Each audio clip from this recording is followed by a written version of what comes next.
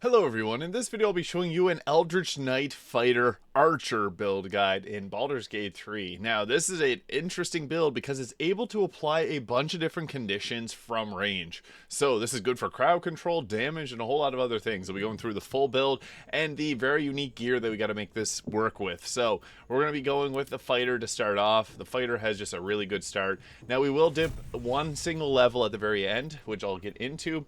Now, for our fighting style, archery seems to be the best choice here because this will give us a +2 to our attack rolls on ranged weapons. However, going with defense for the +1 armor class may be a good option early on until you get sharpshooter. This +2 to ranged weapon attacks will help offset the sharpshooter penalty to the damage. And yeah, that helps a lot. So we're going to go with that.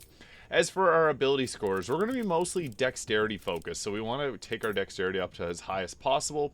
We're also going to be dependent on our constitution as well as intelligence, and to a minor degree, if you go at the very end, if we dip a single level of cleric, we're going to want a little bit of wisdom. Another nice thing about wisdom is whenever you have a higher wisdom, you're going to be succeeding in your wisdom saving throws, which are some of the most common that you're going to face in combat. So not a bad idea to have a high wisdom. Now, if we're late in Act 3, you can take the Constitution Amulet, which allows us to dump our Constitution.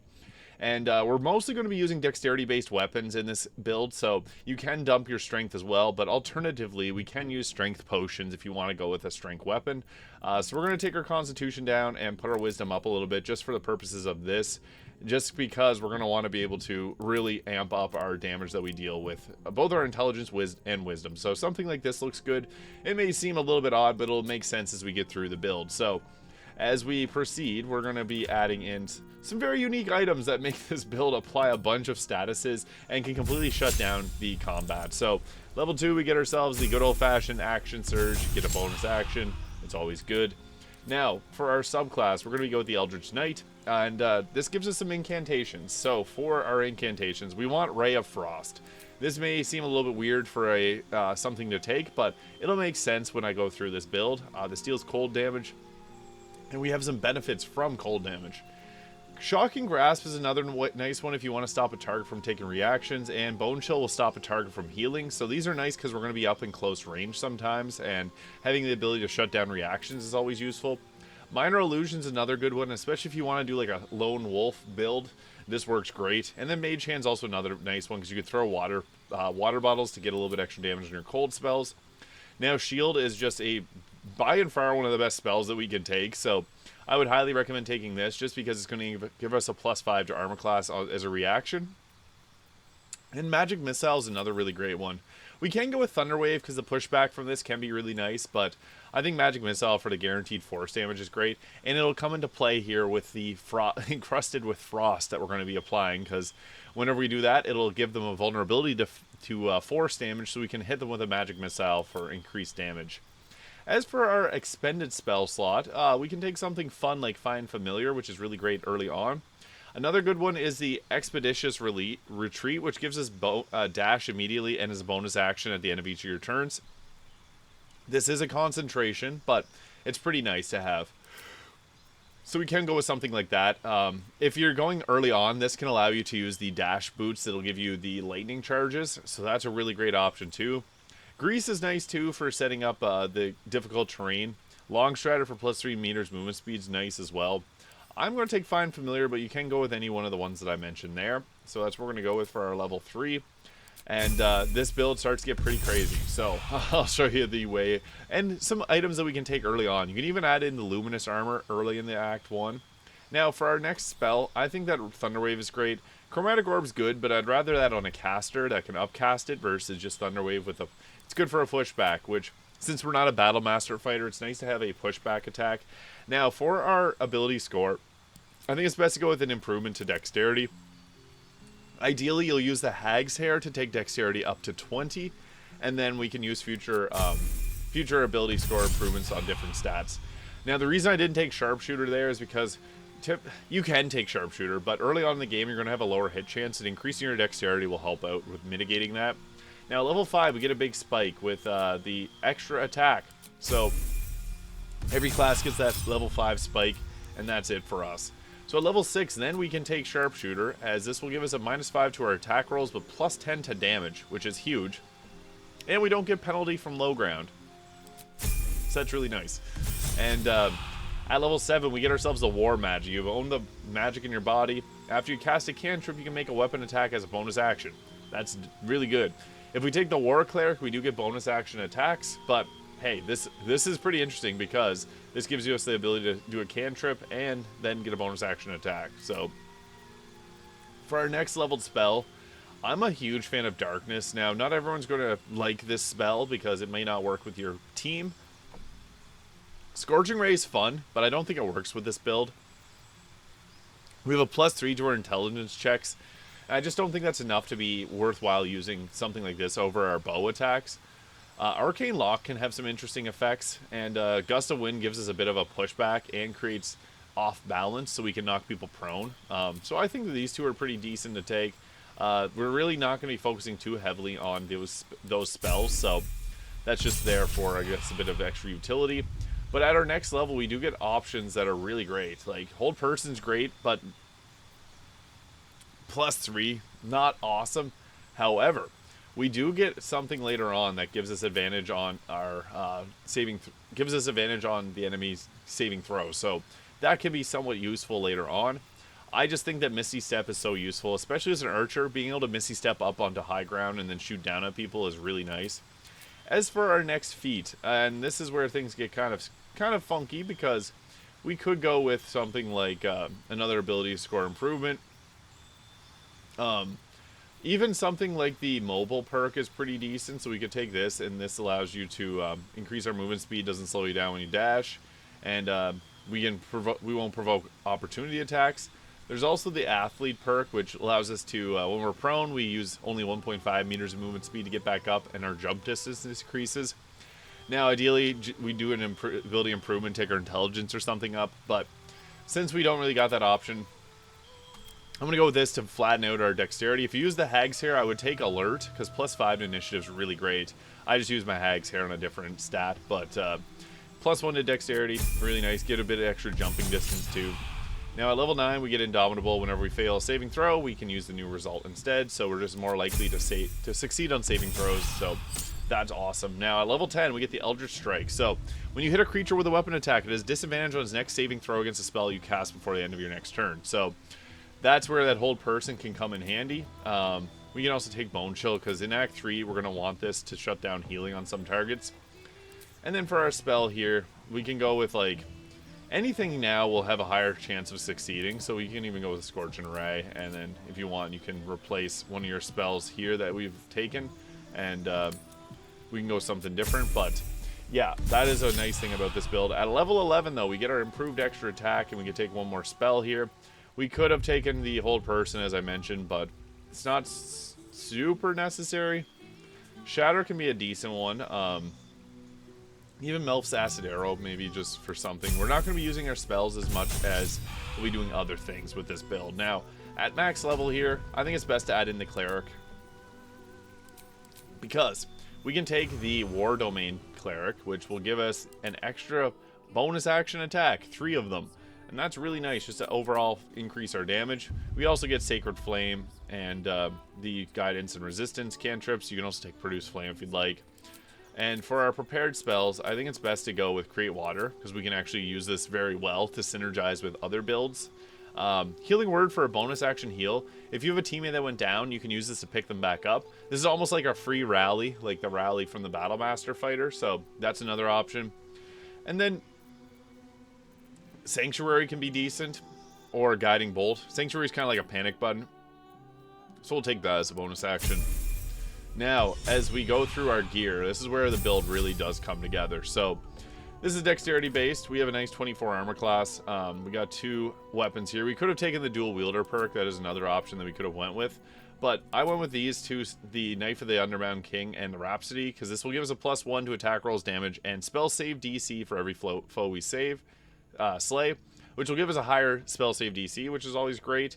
And then we also get the increased critical hit chance. So that's nice from the Knife of the Underbound King. However, we can also go with the Morning Frost. If you're using a strength potion, you can use this, and it's actually a nice weapon just to have for bludgeoning damage, because we can basically what we want to do is we have the Winter's Crutches here, and this will, whenever we deal cold damage, will inflict 2 turns of Encrusted with Frost.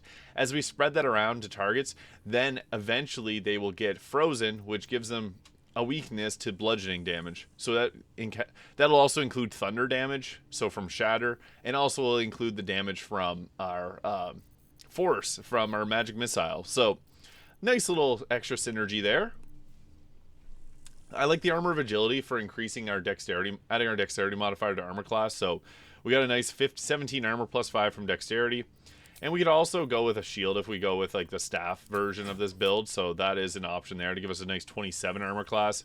I also have the Helm of Baldur for the +1 saving throw and armor class, and the healing. Can't be stunned, can't be critical hit.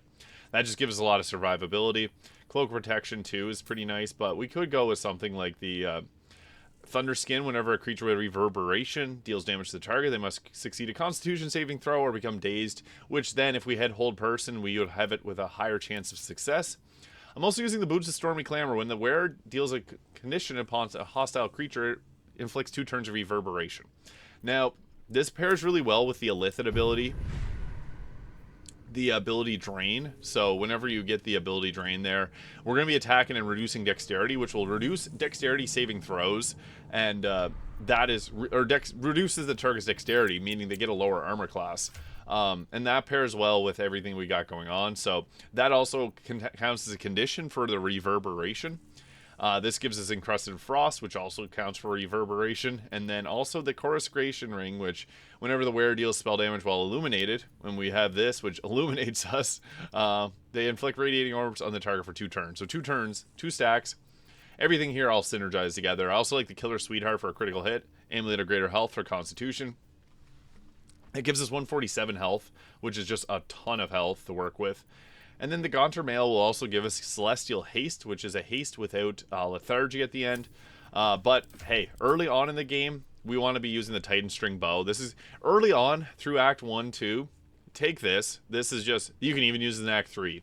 It adds double our strength modifier to the damage that we deal. So I have the strength potion giving us a +8. So that gives us an additional damage, which is really nice.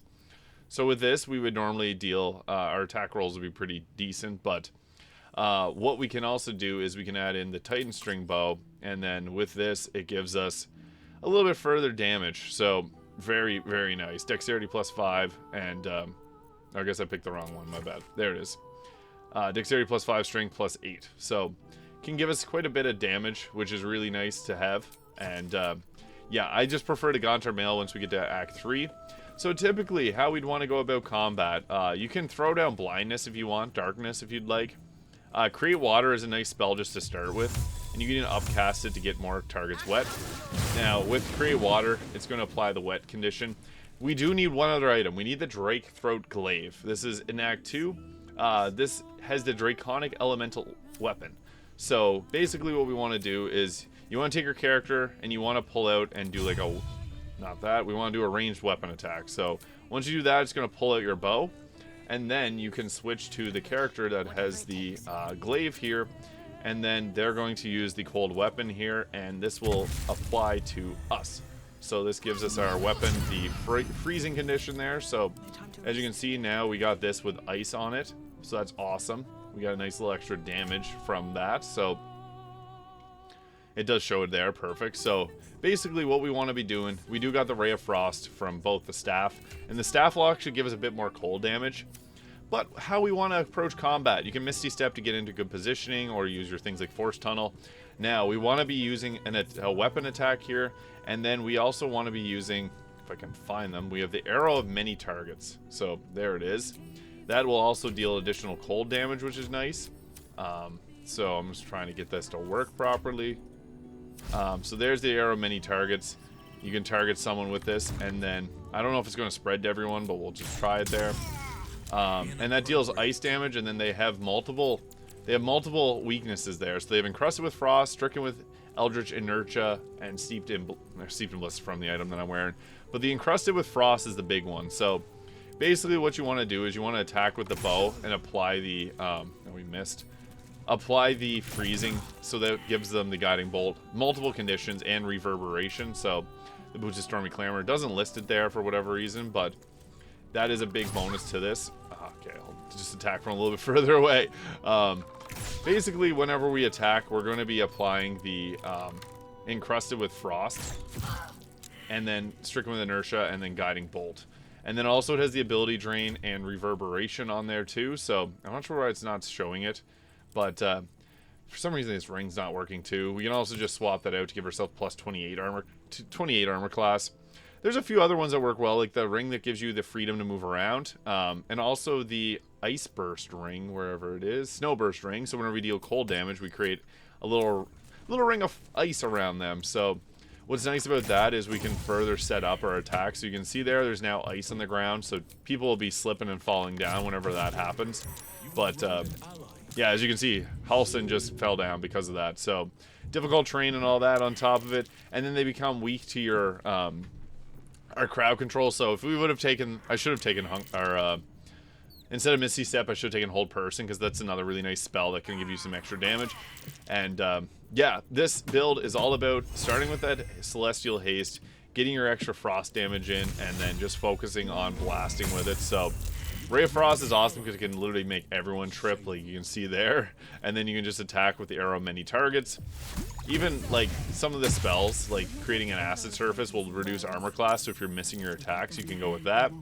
And then once you've built up, I know it's not turn-based mode, so a lot of these things aren't working properly, but basically every time we attack, we're building up the Encrusted with Frost, and then once we get enough stacks of it, you can use your Magic Missile to take them out, because they'll end up getting vulnerability to that damage type. So that's the ideal way of going about that. So we can like set up ice surfaces every time we attack, which is really nice, because you can see they end up slipping and falling frequently because of it. So that is one of the nicest benefits of having that ice on our weapon there, is we're able to just continually shoot people with our bows, and they'll slip and fall often. And it's a whole lot of fun, because you can just basically pick off people from a distance with that, and then you don't really have to focus on much else, because the crowd control is taken care of when they move around. So that is one of the beautiful things about using the Drake Throat Glaive. And you can also just like, you can take it off the person that's using it, but as you can see there, we can just completely set up a bunch of ice, which will end up turning to water, which gives us even further ability to